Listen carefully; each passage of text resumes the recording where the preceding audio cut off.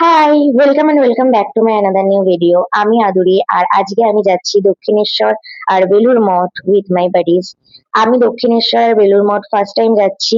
আমি যেহেতু first time যাচ্ছি সো আমি তো খুব এক্সাইটেড। আমরা টোটাল গেছিলাম 6 জন, তো 6 জনের মধ্যে 4 জন আমরা আজকে ট্রেনে করে গেছি বিধাননগর টু দক্ষিণেশ্বর। আর বাকি দুজনের বাড়ি থেকে দক্ষিণেশ্বর খুবই কাছে ছিল, তাই ওরা বাসে করেই গেছে। আমরা 4 জন দক্ষিণেশ্বরের স্টেশনে পৌঁছানোর পর বাকি দুজনের সাথেও মিট করে নিলাম।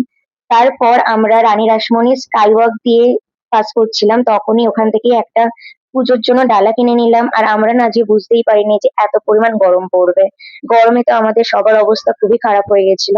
স্পেশালি পুজো দেওয়ার সময় লাইনে দাঁড়ানোর সময় আমাদের পায়ের অবস্থা তো যাচ্ছেতাই অবস্থা হয়ে গেছিল, পুড়ে গেছিল পুরোপুরি ভাবে। তবুও আজকে ফ্রাইডে ছিল বলে অতটাও ভিড় হয়নি, যে কারণে আমাদের তাড়াতাড়ি পুজো দেওয়া হয়ে গেছিল। আর পুজো দিতে গিয়ে আমাদের একটা ফ্রেন্ডের রোদে ওর খুবই শরীর খারাপ হয়ে গেছিল, তো ও সেন্সলেস হয়ে যাওয়ার মতো অবস্থা হয়ে গেছিল। আমার ওই ফ্রেন্ডের শরীরটা একটু ঠিক হওয়ার পর আমরা একটু ফটো তুলে নিয়েছিলাম।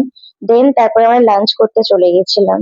আফটার লাঞ্চ যেই ফ্রেন্ডের শরীরটা খুব খারাপ করছিল ও বাড়ি চলে গেল, আর আমরা বাকি 5 জন মিলে চলে গেলাম বেলুড় মঠে। বেলুড় মঠে যাওয়ার সময় দক্ষিণেশ্বর থেকে এই ভিউটা তো আমার ফেভারিট ভিউ ছিল।